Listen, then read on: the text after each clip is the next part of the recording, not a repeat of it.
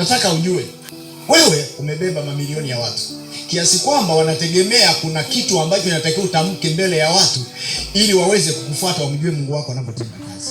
Sasa shida, imani yako ni nini? Ni ndogo. Imani yako ni ndogo. Katika maisha, mwenye imani ndiye anayesaidia wengine. Katika maisha, mwenye hofu ndiye anapoteza wengine. Kwenye kitabu kile cha Matendo ya Mitume 9:3 mstari wa kwanza. 3 mstari wa kwanza nasema Petro na Yohana walikuwa wakikwea hekaluni. Muda wa kusali saa ngapi? Saa 9. Alafu na watu waliokuwa wamembeba kiwete kila siku humpelekwa wapi? Upelekwa kanisani, huwekwa mlangoni, ule mlango unaoitwa Mzuri. Huyu kiwete aliwekwa pale saa 9. Biblia inasema kwamba katika mida hiyo ya saa 9 ndio kiwete alipokea muujiza. Alafu sasa kumbuka, kama imeandikwa saa 9 ndio watu walipokea muujiza, alafu kaja chini ya muda huo, unapokea muujiza? Hakuna. Na watu hawajui sasa hilo. Unafika, utaomba, utamuomba Mungu, utaomba Mungu, malaika walishafika wakachukua hesabu, wakaachia. Kama wamemkuta mmoja wapo mule, wanampa muujiza tap, yeye ndo anakombolewa. Wengine wanaokuja, malaika alishaondoka. Anafika na waambia, okay, niliowakuta pale muda ule saa 9 ni watu kadhaa. Kama ni mmoja, ni huyu alichukuliwa. Ninyi mnaokuja wengine, malaika hawajui, alishaondoka.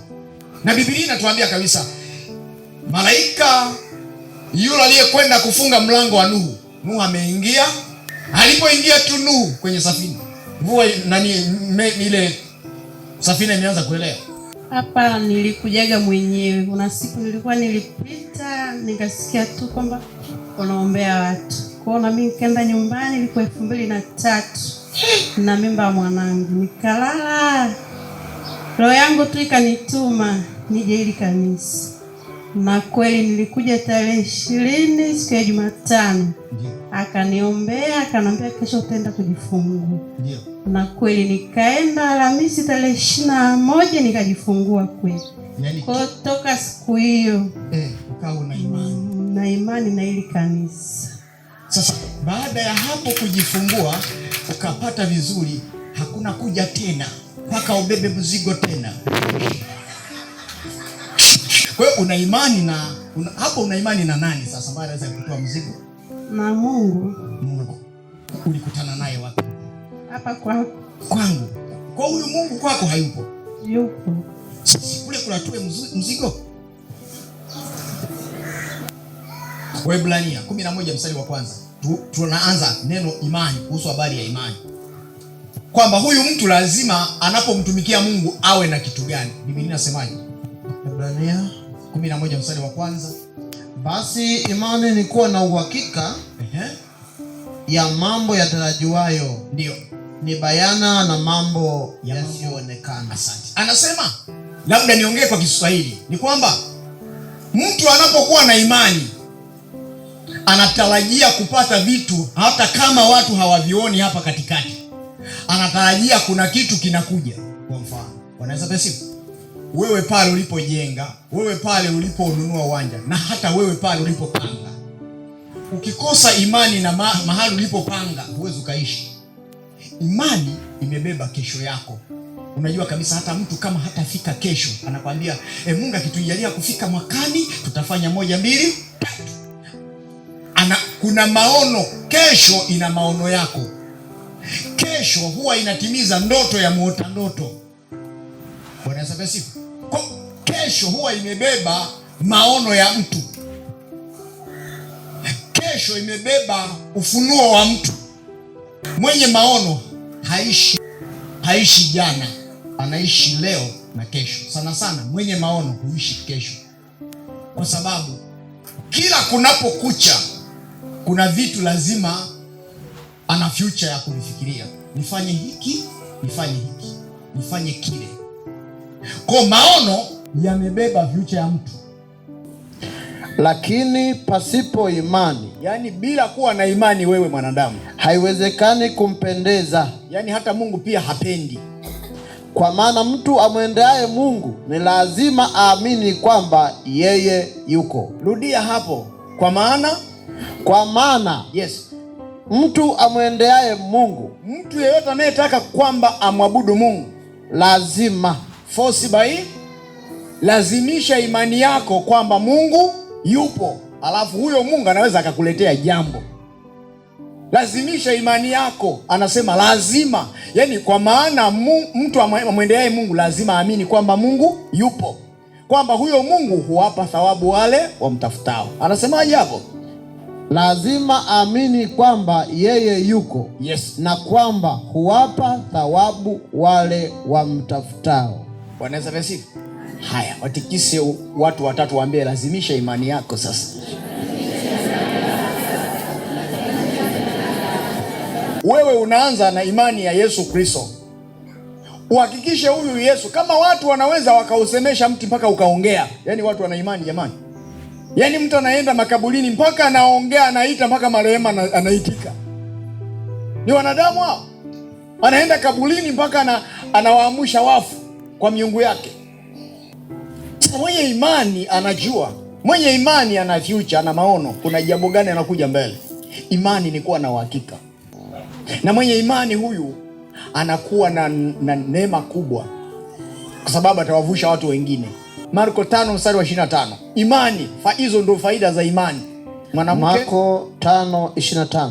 5:25. Neno la Mungu linasema, na mwanamke mmoja mwenye kutoka na damu muda wa miaka 12. Tujifunze kwa huyu mwanamke aliyekuwa na ugonjwa wa kutokwa na damu muda wa miaka 12, na kuteswa mengi kwa mikono ya matibabu wengi. Unasikia hicho Kiswahili vizuri? Anasema aliteswa, alihangaika. Manake alihangaika kwa kila daktari, kwa kila waganga kwa Kiswahili, ili apate kupona. Alihangaika na akapeleka fedha huko ili apate kupona, lakini amegharamiwa vitu vyote alivyonavyo kusimfae hata kidogo. Alipeleka hivyo vitu kwa watu, kwa hao waganga, ili atibiwe, lakini hali yake ilizidi kuwa nini? Hakupona. Bali hali yake ilizidi kuwa mbaya. Hali yake ilizidi kuwa mbaya kadiri anavyoendelea kwenda kwa mganga huyo, kwa waganga hao, ndio hali yake ilizidi kuwa mbaya. Maana anauza vitu ili atibiwe, lakini hatibiwi. Aliposikia habari za Yesu, ushuhuda, alipita katika mkutano kwa nyuma. Aliposikia habari za Yesu. Aliposikia habari, mwambie mwenzako, wewe ulisikia kwa nani mpaka ukaja hapa? Sisi tunataka kile ambacho hawapendi, sisi tutakipenda. Kile wanapotamka wakasema kwamba haiwezekani, Mungu wetu anasema inawezekana. Bwana Yesu asifiwe. Angalia imani inavyofanya kazi. Fanya hivi mikono yako. Samahani, inawezekana mama, naweza nikakubugiza kitu ambacho wewe hutaki. So hapa naona muujiza huu. Naweza nikasema haya, niachilie muujiza huu. Kumbe wewe mlishakubaliana na mume kwamba ngoja tunyamaze kwanza, mvua hizi zikiacha kunyesha. Unajua bwana, mambo mengi sana. Bwana Yesu asifiwe. Pakiwa kiangazi hapo basi. Hebu kanisa, fanya hivi mikono yako. Unataka yule mama Mungu, ngoja tumuulize. Mama, au unataka mtoto huyo au ndo wa mwisho? Hapana. Kwa awe na watoto, si ndio? Na akaishi salama na mume wake, si ndio? Kupe jina lako? Joyce Sanga. Hebu sema Joyce Sanga. Joyce Sanga. Kuanzia leo. Mungu anakubariki. Unapata watoto. Utabarikiwa. Na maisha yenu yatakuwa mazuri.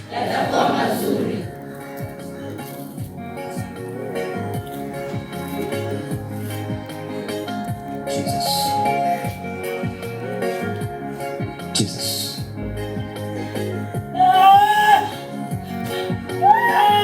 Jesus. The name of Jesus. The name of Jesus. The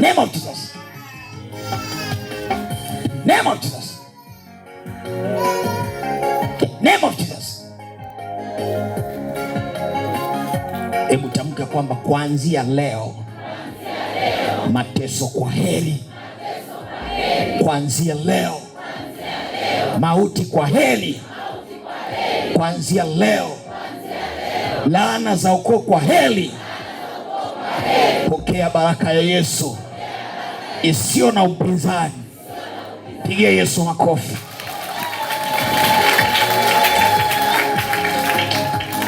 Amen. Nenda. Ukinikataa wewe, Mungu wangu aniache. Yes. Kwa hiyo ndugu zangu, nataka niwaambie jamani, simama katika imani yako. Usimwangalie manadamu, yeye hana mbingu ya kukupeleka. Mimi nilisimama katika hiyo imani, nikasema hata kama mama yangu nisipoenda kumzika, potelea mbali, lakini sitomwacha huyu Mungu, nitang'ang'ana naye. Hatimaye yule alioniongelea maneno hayo, amekufa yeye, mamangu ipo hai. Yes. Naona inachotokea. Bwana Yesu asifiwe.